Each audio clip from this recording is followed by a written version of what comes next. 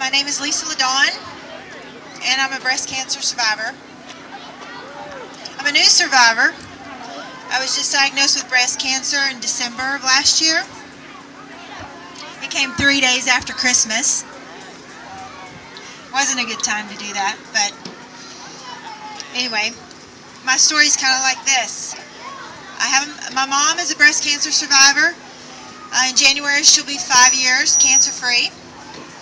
So I kind of knew in the back of my mind that it was a possibility that someday I could also end up with breast cancer. I remember going with her, her post-op appointments, and her doctor telling me to really be vigilant and have my mammograms every year. So I did that.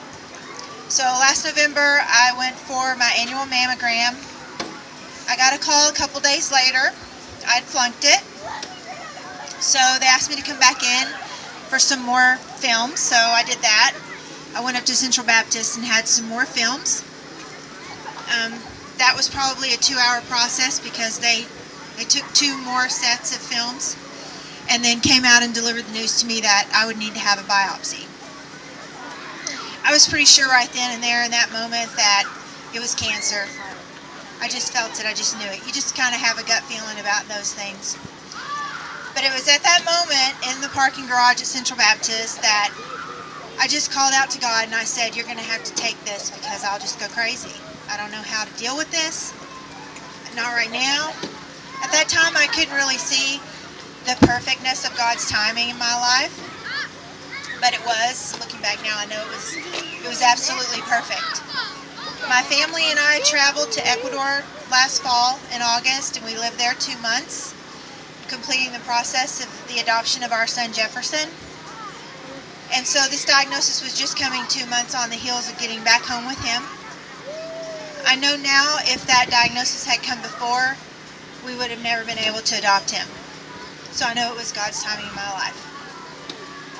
So anyway, I went the next week for the biopsy.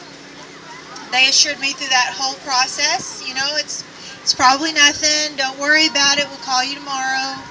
Don't freak out. It'll be fine. I got the call the next afternoon, and to my horror, it was not good news. I did have DCIS, which is a ductal carcinoma in situ, meaning that it was a cancer at that point that was within the ductwork of my breast, if you will. But they did tell me it was highly aggressive.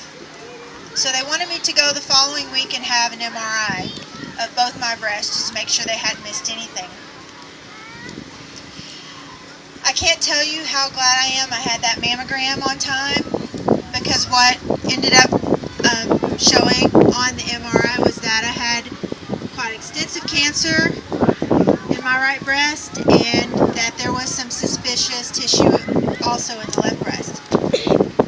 And ladies, it was in places where the mammogram can't touch it. It was going back under my arm. It was really high on my chest.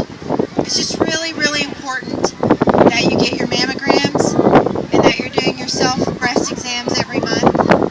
I can't tell you how important that is.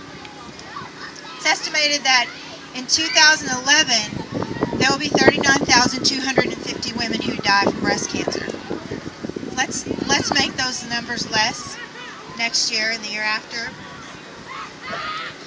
Anyway, so I opted not to have all that stuff they had found on the MRI biopsied. I just decided to go ahead and have bilateral mastectomies, which was removal of both my breasts and the first stages of breast reconstruction done. So I had that done in February.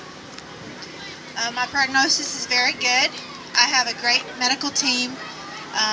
Dr. Baker is my oncologist, and he's just fabulous. If you ever need, hopefully you don't ever need an oncologist, but if you do, he's great. My family and my friends have been so supportive. God has been so good to me. He's blessed me so much through this. I feel like now really having the diagnosis was just another opportunity for me to talk to women and to reach out to people. My faith is very strong, and I know that I'm a survivor, and I'm going to continue to be a survivor. So thanks for coming out.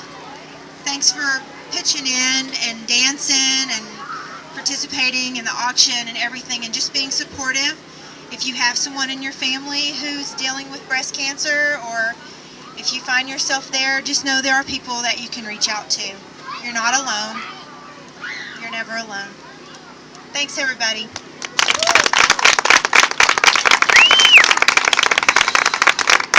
What do you think about